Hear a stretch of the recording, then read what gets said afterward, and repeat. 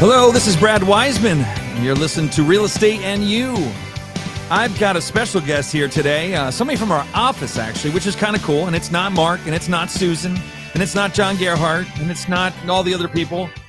This guy I've known for a really long time, and he has his own show that he does every once in a while. I don't know if it's once a week or whatever, but we'll talk to him about that. And he goes through all this different information about the market. So this is just some good stuff you're going to learn about real estate. And my guest today is Pete Heim. Pete, how you doing? Brad Wiseman. How you doing, buddy? How are you, man? Good, good. So thanks for agreeing to be on here. You know, I just asked you yesterday, and then you said yes. So that was very kind. Hey, you guys all know Brad, right? Most of you guys are watching. And when Brad says, hey, will you do something? You usually go, yeah, absolutely. Well, that's very kind of you, because most people run for the hills. So I'm surprised that you think that way. Well, that's good. Yes. So I've seen you do your own thing that you do on Facebook Live or whatever it is. I do. It's Facebook Live, right? Friday at 3. Yeah. It's it's stuff like what you do. It's market updates. It's good information, hopefully, for buyers, sellers, some goofy stuff every now and then. I like it. I like you do the whiteboard. Yeah. And there's nothing like a good whiteboard presentation, right? Well, you and I are both old school. Yeah. So whiteboards. Man. No, we had chalkboards. I just got We chills. had chalkboards, dude. Well, that's scary. That's Most people are like, what the hell is a chalkboard? Is a chalkboard? And no, it's not electronic. No, it's not. It's not electronic. So I saw that, and yesterday you had one on, and it was about the equity that we have in our homes, which is basically, if you want to call it the profit, if you want to call it that we have in our homes. Tell me some of the statistics, because I was blown away when you were going down through your whiteboard and saying some of these things. I was completely blown away by the numbers. Yeah. Well, you know what? It's I get a lot of my information from CoreLogic, Inman. Okay, good. Some of the other, Fannie and Freddie. Yeah. You guys know who Freddie is. He's not the guy down the street, who wants to kill your dog. It's, no. And neither is Fannie. Neither is Fannie is, not the lady at the water cooler, gossiping every day at 10 o'clock. No, these are actual mortgage-backed, predictions and stuff like that. So that's where I usually get my information. And also keeping current matters. It helps a lot. That's the other one. Yeah. They compile a lot of stuff. So anyway, I steal that. So that's not me. But I like to read a lot about, and Brad and I, our job is really to inform you guys, right? It's to inform you of what's going on in real estate. That's exactly right. So so here's the thing. I mean, equity in your home, you guys, most of you should know this, that take the value of your house, what that means, market value, subtract the mortgage that you have against the house, and the difference is your equity. There you go. It's that simple.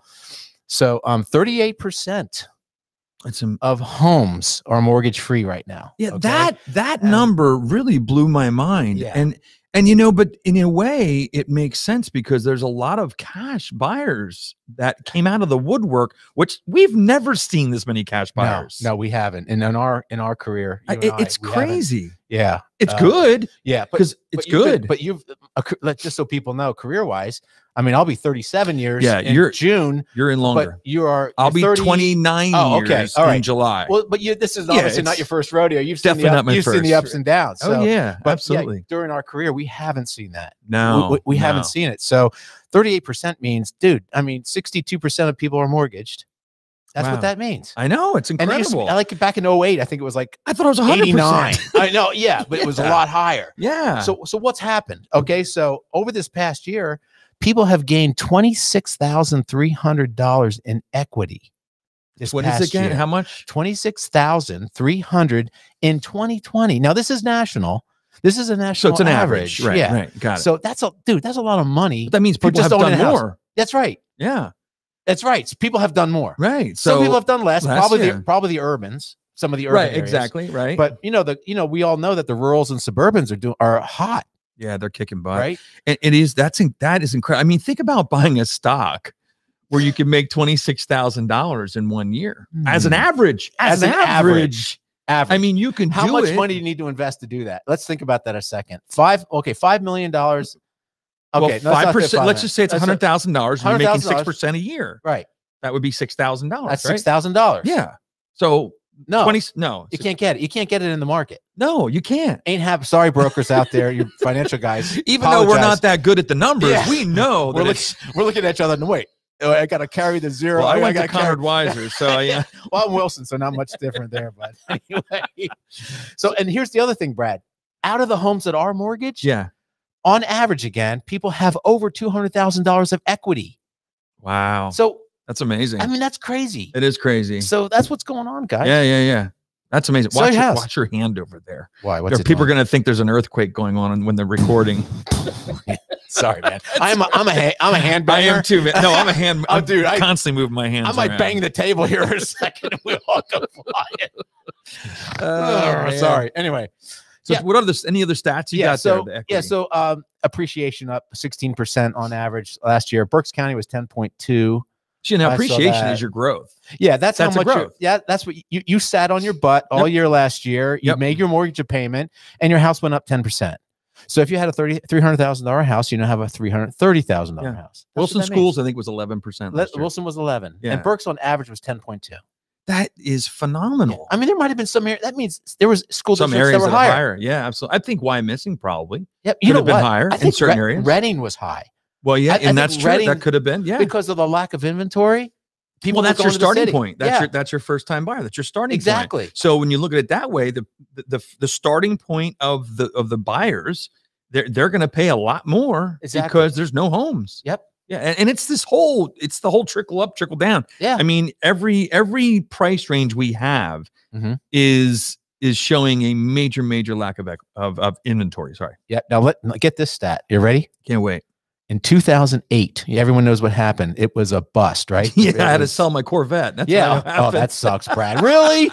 Yes. Not the Corvette. Oh yeah, it was 2008 was bad, really bad. We'll get you a new one here soon. Okay, thank you. I appreciate that. There was $383 billion in equity. That was people's equity in their homes. Nationally, it was $383 billion. What is it now? 2020, $1.5 trillion in equity. Wow. Okay, so when you get this question a lot, I know you do. Wow. Are we not going to be having another housing bubble? We're not. We're not. No, we're not. Equity. It's because of the equity. Same thing I say, Pete. It's same not. Thing I've been it's saying. not. Guys, listen. Don't be scared of another 2008. 2008 was people leveraging their homes. Yep. They were using their homes as ATMs. Yes, that's what they were doing. You're exactly right. 103, 104% of their value they were mortgaging. You guys just heard all these equity gains and stuff like that, guys. It's not. If you're in trouble, if COVID killed, it really hurt you as far as financially, maybe your job or something, and you're in forbearance, and your mortgage company comes, he says, okay, we're tired of being nice. Don't worry, sell your house. Yeah, you're going to be fine. You're going to pay everything off, and you're going to still have money in your pocket. Yeah, it's different. I keep saying that too, Pete. Everybody says, "Did you ever experience this? Is this the same? Oh my gosh, is that bubble coming again?" All those different things, and I say, no. The difference is this too: the little bit of the thing that happened in our economy this past in 2020 was this thing called COVID. I mean, that was not something man-made, whereas the housing, well, it was, but yeah, it was man-made, right? But the housing issue in 2008. Let's not talk about that. Yeah, no, let's not go into that. In the housing thing in 2008 was all about just lending to people that shouldn't have gotten money. That's it. That administration, I forget who it was, maybe Clinton, I don't remember. They really wanted everyone to own a house. Yeah. I get that. We do too. Right. We do too. But it was done the wrong way. Yeah. The lax mortgage practices and stuff. And you guys all know, and Brad, you know this, the mortgage practices have really tightened up. I mean, they have really gotten stricter again, which is a good thing. Yeah. Well, and there was a lot of greed. There was a lot of greed back then too. Yeah. And when you have greed, you have those kind of things happen. So I agree with you. The market's just, I think it's going to keep going. Our biggest issue is inventory. We need inventory. I mean, and that's why the prices are going up. Well, let's talk interest rate real quick. Again. Go. I don't know Go how ahead. much time we have. No, we got time. We're good. We're at around 9 minutes, 20 some seconds. So we're good. I just saw today, and I don't know if you saw it yet because it was just this morning. Yeah. The Fed just announced that they're going to keep it down. They're going to keep that prime close to zero again. And what does that mean? That means your interest rates are going to stay 3-ish. I mean, they're going to stay, and they're even said 2023. Wow, it's amazing. So here's why. Because I think they see that the lack of inventory in the housing market is going to continue. I mean, let's face it, Brad and I know a balanced market locally here is 2,500 to 3,000 homes. Yep. And we haven't seen that for a while. if we did a search, 343. Yep. active listings. Take out new construction models that aren't built yet. Okay. And if you want to have fun, take the city out, because that's just a small area with a lot of homes in it. There's 179 active listings on the market in Berks County, in the county. It's amazing. A couple of school districts don't have any homes on the market. So that's national. I mean, that's going across the board pretty much, except for some urban environments. Okay. But anyway, if that stays that way, we would need 2,000 homes come on the market like today. Ain't happening.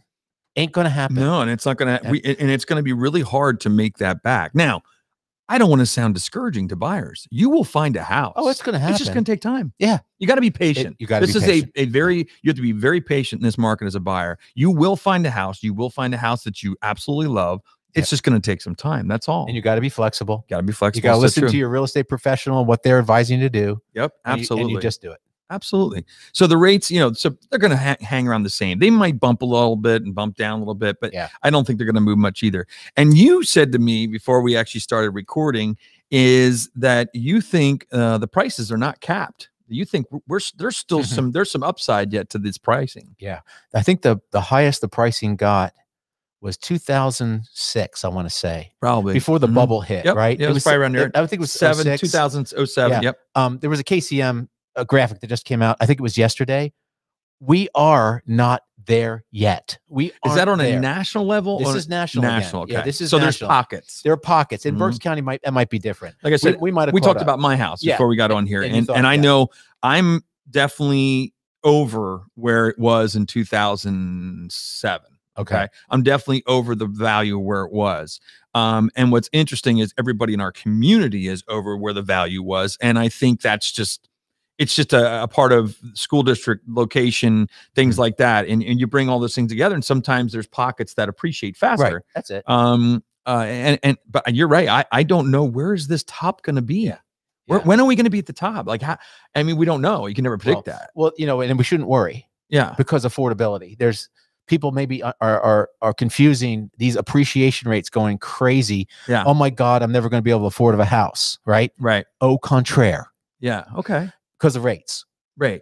And also incomes are better than 2007. Incomes are higher. Yeah. I would think that if you look at our house prices being the same as they were in 2007, I would pretty much doubt that you're making the same that you made in 2007. If you are, then you might want to take on a career change of some sort.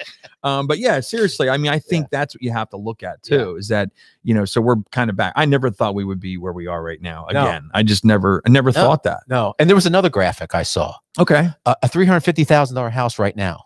Yes. Okay. What it means. The mortgage payment was like $1,300. Yeah. Right. Interest rate was 3, and it went through all this. Okay. Now you wait till next, you say, oh, I don't want to do it right now. I'm going to wait till next year to buy a $370,000 house. It was a higher mortgage payment. Yeah. Right.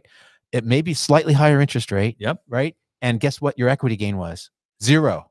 Right. Because you didn't do it. You didn't do it. Right. Yeah. Well, they always say best time to buy real estate is now. Yeah. And that was using a 5.9% appreciation rate, not a 10.2. Wow. That was the graphic. So if you do the 10%, if it would keep going at that rate, I keep telling people my prediction is going to be around 6% this year. And that's everyone else is saying. Yeah, I think it's going to be around 6%, 5 to 6%. I don't think we can keep going at the 10, because I don't think that's when affordability does start to. You're not making 10% more every year. But Brad, what's that? Are we going to get real right now? We're going to get real right now. There's a pregnant pause there. Yeah. I'm not saying you're pregnant. I'm just saying. I just look it. No, me too. COVID was very good to me. Anyway, to all of us. What was I talking about? Oh, supply and demand, dude. Yeah, that's true. If this supply stays low, that's right.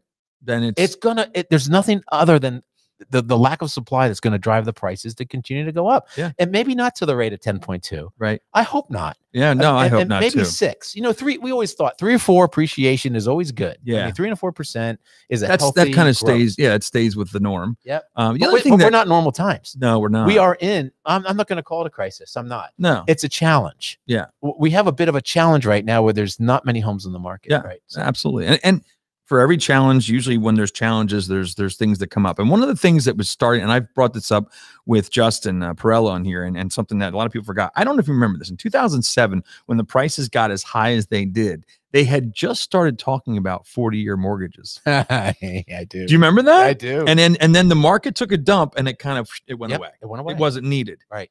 When cars got more expensive, what happened? We got into leases. Yep. We went from 4-year more payment plans on a car to seven.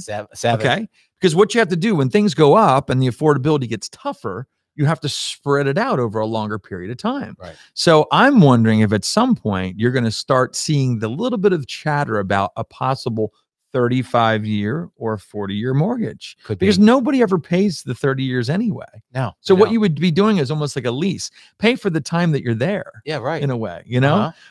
So I just wonder if that's going to come up or come out again. But but you know what, though? It's really, because the rates are so darn good. If you can afford it, go 15. Go 15. That's what we did. We refinanced. We did 15. And get 20% down if you can. Avoid PMI. Yep, absolutely. I mean, if you're able, do it. Do it. Yeah. If you can do it, do it. It's a great thing to do. Anything else you want to talk about before we get towards the end here? Only that if you all don't know, Brad was a singer. He was in the band. Is this the part where I have to take your mic and turn it off? I never had to do that yet. And I know he's married to a lovely woman and has a great kids and all that now, but you know, he really, every girl I ever met really was just loved Brad Wiseman, and not just because of he was good looking, his hair was down to his butt. Are you it was expecting really money for this? No. Money? No, okay. He can sing. He still does. Yeah, I still sing. But he's just a good guy to be around. Well, thanks, sure. Pete. Yeah, and absolutely. I'm glad you were here. And I'll have to do this again. This was a lot of fun. All right. Great. Sounds good, man. Sounds awesome. Thanks, Brad. Thank you. All right. Now that was fun. That went in many different directions. Hopefully I don't have to edit any of that out of there, but I don't think so. I think we're good. But no, I want to thank Pete for coming in here. Hopefully we'll be coming back again because that was a lot of fun. And hopefully you'll be back too to listen up for the next time Real Estate and You is on. Thanks so much for listening.